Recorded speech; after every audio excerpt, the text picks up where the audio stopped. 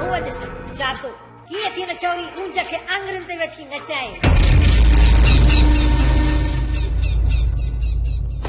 असांजी दिलि मथां जेके बि ज़ख़्म रसाया न इहे बि असां खां कोन विसरंदा। हिननि खे चई छॾ तुंहिंजे लाइ पहिरों वधाए छॾनि।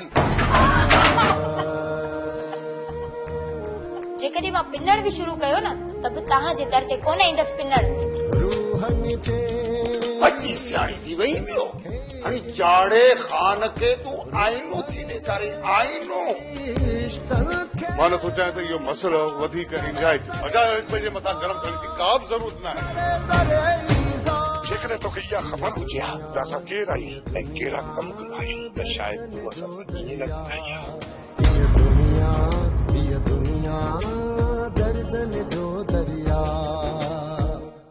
तव्हां सुभाणे अचो, तव्हां में ज़रूरी कमु आहे। ॻाल्हि कयो ख़ैर त आहे न?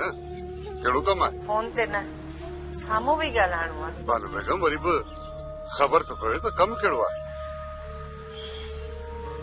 चयमि त साम्हूं ॻाल्हाईंदसि। जे फोन ते ॻाल्हि करण जी हुजे कया हिन सूखड़ीअ मथां त पोइ हिन घर में तुंहिंजो रहणु मुश्किल आहे। हीअ आख़िरी ग़लती समझी तोखे माफ़ थो कयां। ॿीहर माफ़ीअ जा गस बंदि हूंदई। तूं बि थोरो पंहिंजो ख़्याल त करी हा न। छा ॾिसां ज़रब जी छा मां त सम्झां थो त पाड़ो पटिजी वई राजा।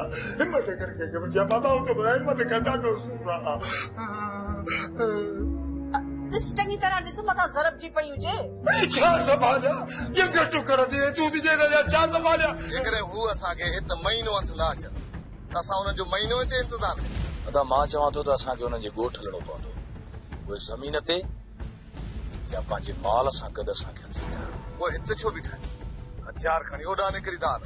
अदा हिन वक़्तु टाइम घणो थी वियो, पंहिंजे घर निकिरी विया। इन नौकरियाणी खे मूं कढण जो चयो आहे। नंढड़े खां वधीक त तव्हां परेशान थी विया आहियो।